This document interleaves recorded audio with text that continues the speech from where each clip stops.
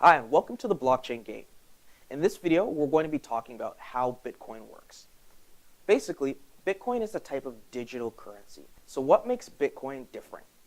In the 21st century, we're already used to different forms of online transactions. Most of us use a debit card or a credit card for the vast majority of transactions, and very little in cash. Normal fiat currency is centralized. That means it's controlled by both banks and the government. Bitcoin and other digital currencies are completely digital, and they're completely decentralized. So what makes Bitcoin so unique? Well, take a person named John who's looking to sell his truck for 5 Bitcoin, and you have a buyer named Alice. Alice is going to purchase that truck for 5 Bitcoin. Now, John's Bitcoin balance goes up by 5 Bitcoin on the Bitcoin ledger, and Alice's Bitcoin balance goes down by 5 Bitcoin. John is willing to give up his real truck for digital points on a ledger. Why in the world would John give up a real truck for something in the online world? Well, that's because he trusts that other people trust the system. In Bitcoin, transactions are processed through a special network of distributed computers known as Bitcoin miners. The blockchain is a ledger of all the transactions that have happened in the network throughout its entire history. The blockchain is updated with more than 100 transactions each and every day. Each transaction that happens is encrypted with cryptography and verified by multiple nodes in the network. The consensus that the nodes come to on the truth of a transaction is how it is verified and added to the blockchain. This makes sure that every computer on the network is using the same copy of the Bitcoin ledger.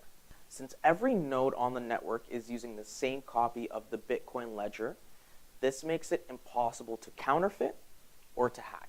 Now, let's take a deeper look at the miners. The miners are the ones that actually do the work within the network of processing the transactions. They run processors on their computers that run special software for the verification of transactions. Mining software groups several recent transactions together into a block of data, hence the term blockchain. That block of data is only accepted by the network if it is hashed correctly. Hashing requires the mining node to find the correct numerical value of a 32-bit number. Now, this 32-bit number is called a nonce, N-O-N-C-E. Once that computer finds the correct nonce, that means it is hashed correctly. Mining is a compute-intensive process. It takes a lot of energy. Not only is it compute intensive, it also takes about 10 minutes for a mining node to complete one block of data and hash it correctly. So what reward do miners get for this work? Once a miner adds a block to the blockchain, the system generates Bitcoin that is then given to the miner for that transaction. The problem with mining is that the Bitcoin network is designed to increase the difficulty of mining over time. When miners are added to the network, this creates more competition to process the blocks. Additionally, the costs to run a mining operation are very high because of the energy cost. Previously, you could successfully and lucratively mine with a regular laptop. These days, you need advanced machines called ASICs to actually mine Bitcoin profitably. As you can imagine, they're very expensive and they consume a lot of energy. So why would people use Bitcoin in the first place?